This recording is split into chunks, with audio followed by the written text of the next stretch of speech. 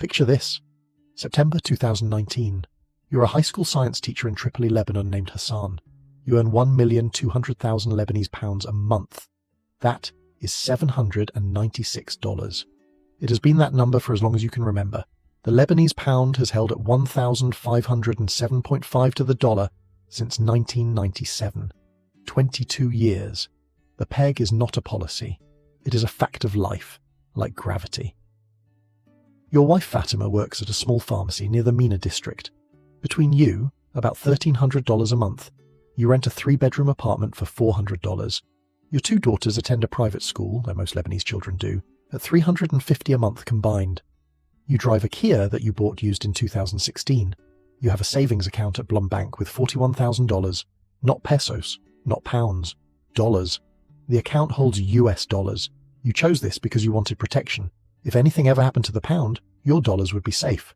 That is what the bank told you.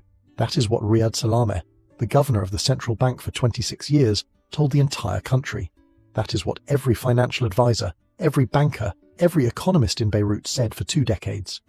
18 months later, your $41,000 will be trapped behind a word that did not exist in September 2019.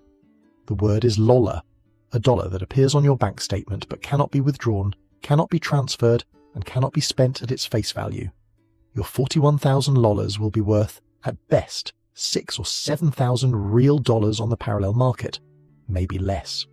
Not because you made bad investments, not because you speculated, because the central bank ran what the World Bank would later call a deliberate Ponzi scheme, and your savings were the fuel.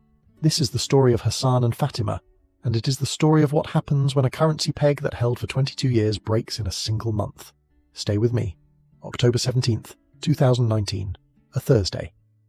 The Lebanese cabinet proposes a new tax, 20 cents per day on voice calls made through WhatsApp, FaceTime and Facebook Messenger.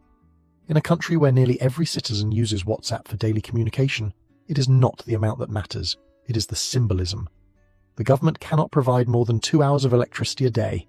It has not built a functioning waste management system.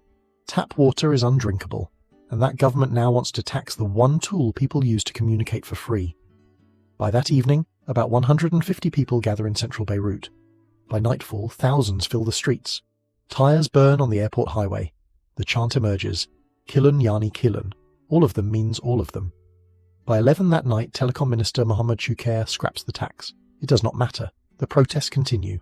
On October 27th, demonstrators form a 170-kilometre human chain from Tripoli in the north to Tyre in the south.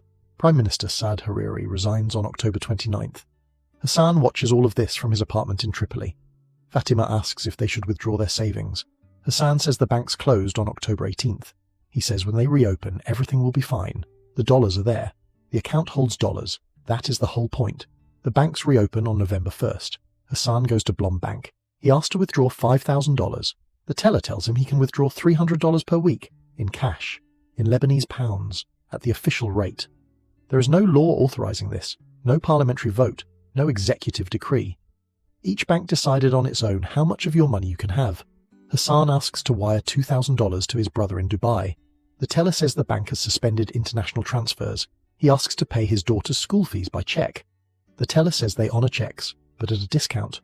Merchants reject bank cheques because they suspect the money behind them does not exist. Within weeks, a 2-tier economy emerges. Cash dollars, physical bills you can hold in your hand, are worth full face value. Bank dollars, the numbers on your screen, are worth less and less and less. The gap between them will in the end become so large that people coin a word for the fake dollars trapped inside the banks. Lola, the currency of corruption. Retired banker Dan Azzi coined the term.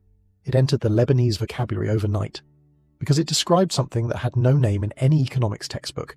A dollar that is not a dollar. March 7th, 2020. Prime Minister Hassan Diab announces that Lebanon will not pay the $1.2 billion Eurobond maturing in 2 days. After a 7-day grace period expires, Lebanon in a formal act defaults on March 16th, the first sovereign default in its history. Total Eurobond obligations in default, about $31.3 billion.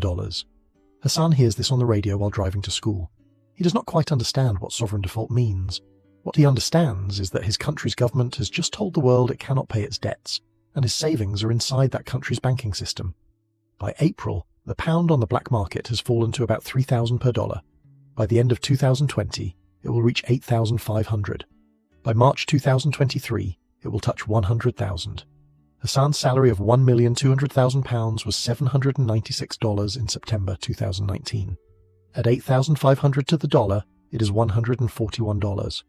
At 100,000 to the dollar, it is $12. $12 a month for a high school science teacher. August 4th, 2020, 6:07 p.m. 2,750 tons of ammonium nitrate stored in a warehouse at the port of Beirut since 2014 detonate. The blast is equivalent to 1.1 kilotons of TNT. It kills 218 people. It injures over 7,000. It displaces 300,000 from their homes. It destroys or damages 4 university hospitals, 300 to 400 clinics, and 163 schools. Hassan and Fatima's apartment is 11 kilometers from the port. The windows crack. Their younger daughter screams. They learn the next morning that Fatima's cousin, who worked at the port, is dead. No one is held accountable. No one completes an investigation. The city begins rebuilding with private money and diaspora donations because the state has no money and no capacity. Prime Minister Diab's cabinet resigns 6 days later. This is not an economic event, but it lands on top of an economic collapse and transforms it into something that feels like the end of a civilization. Here is what Hassan and Fatima did to survive. First, they found fresh dollars. Hassan's brother in Dubai began sending $300 a month through Western Union. This arrived as physical cash, fresh dollars, outside the banking system. These dollars were worth 100% of face value. They were the only real income the family had. By 2022, diaspora remittances had reached about $7 to $10 billion annually, about 30% of Lebanon's GDP. For millions of families, the relative abroad became the central bank. Second, they left the banking system in full. After the Lola disaster, Hassan and Fatima stopped depositing money in any bank. Every payment they received went into a lockbox at home. Cash. Dollars when they could get them. Pounds when they could not. They paid rent in cash. They paid school fees in cash. The school in the end dropped fees by 80% because no family could pay the old rates. They joined the millions of Lebanese who learned in real time that a bank is only as safe as the system behind it. Third, Fatima's pharmacy became a barter node. The pharmacy where Fatima worked began accepting food, cleaning supplies, and gasoline in exchange for medication. A mother brought 12 kilograms of rice for a course of antibiotics. A mechanic fixed the pharmacy owner's generator in exchange for blood pressure medication for his father. Fatima was paid partly in pounds, partly in goods, cooking oil, flour, diapers, that she could use or trade with neighbours. Fourth, the generator economy. State electricity provided 1 to 2 hours per day. In October 2021, a complete national blackout hit when the 2 largest power plants ran out of fuel. Private diesel generators became the only reliable source of power. Generator owners charged families $200 to $400 a month for intermittent current. Hassan could not afford this.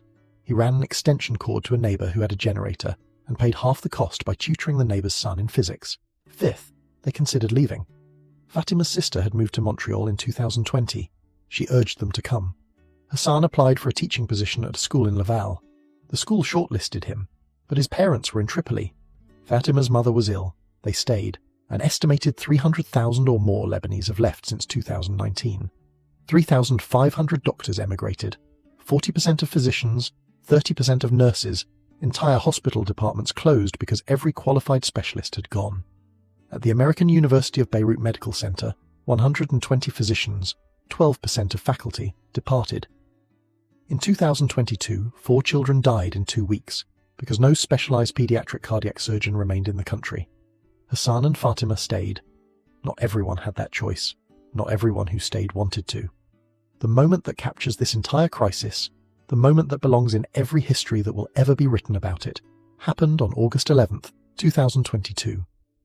Bassem el-Sheikh Hussein, a 42-year-old food delivery driver, walked into a federal bank branch in Beirut's Hamra district, carrying a shotgun and a canister of gasoline.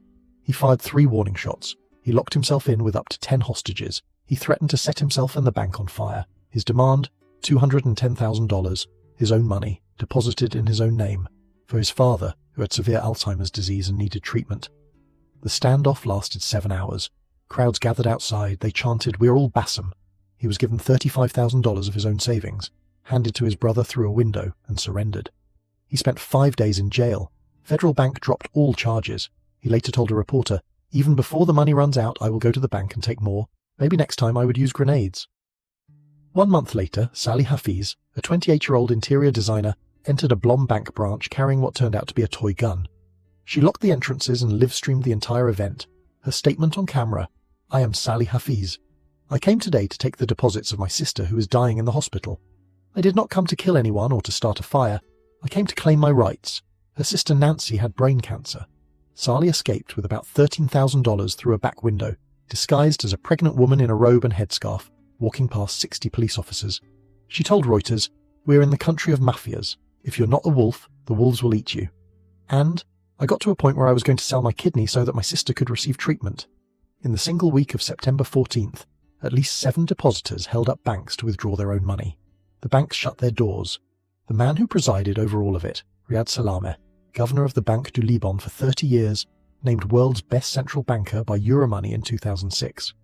Interpol issued red notices. Switzerland, France, Germany, Luxembourg, Liechtenstein and Belgium launched investigations. Police arrested him in Beirut on September 3, 2024. Prosecutors charged him with embezzling $44 million, forgery, illicit enrichment and money laundering. His bail was set at $20 million, the largest in Lebanese history. He paid it. Here is what Hassan and Fatima's story tells you about right now. The Lebanese banking system did not fail because of war or natural disaster. It failed because the central bank used depositor money to finance government debt at unsustainable interest rates. And when the inflow stopped, the entire structure collapsed. The World Bank called it a Ponzi scheme. The depositors were the last to know.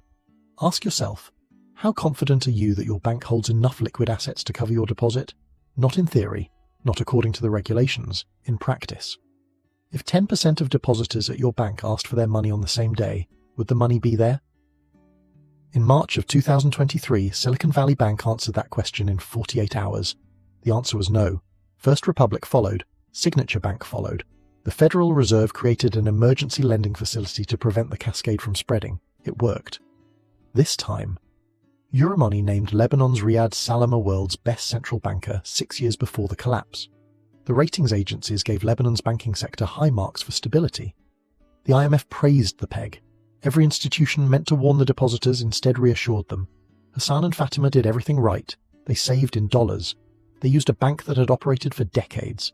They followed every piece of conventional financial advice for 22 years, and they lost 80% of their wealth, not through a crash, not through inflation, but through a system that needed their deposits more than it needed their trust. The question this video leaves you with is not whether your savings are in the right currency.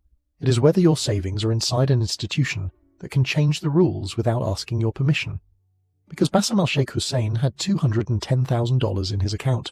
The number was right there on the screen. The dollars were not. Subscribe so you do not miss the next video.